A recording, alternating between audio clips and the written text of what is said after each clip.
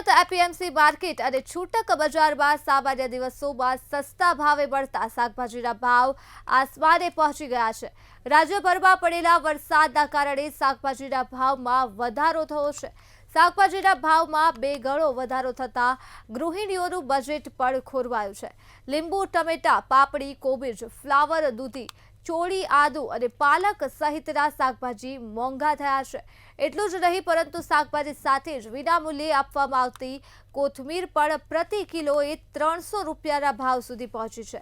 જ્યારે ભીંડા 70, કાંદા 60, લીંબુ 160, ટમેટા 40, રીંગણ 60, તુવેર 150 રૂપિયે કિલોના ભાવે વેચાઈ રહ્યા છે।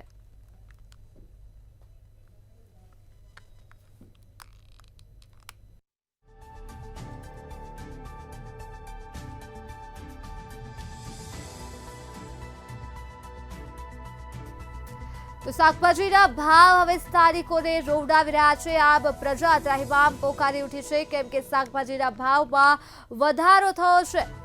આંકડાઓ સામે આવી રહ્યા છે। જૂના ભાવ 600 થી 700 રૂપિયા પ્રતિ 20 કિલો ડુંગળીના હતા, જે હવે 750 થી 850 રૂપિયા પ્રતિ 20 કિલો સુધી પહોંચી ગયા છે। અને જો ટમેટાની વાત કરવામાં આવે તો 20 કિલોએ 300 થી 400 રૂપિયા હતા, જે નવા ભાવ હવે 400 થી 500 રૂપિયા પ્રતિ 20 કિલોએ પહોંચી ગયા છે।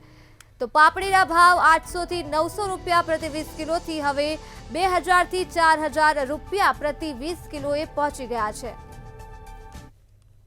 એ કારણથી અમારી માર્કેટમાં શાકભાજીનો જથ્થામાં અત્યારે ફરક પડેલ છે અને એ કારણથી શાકભાજીના ભાવોમાં વધારો થયો છે।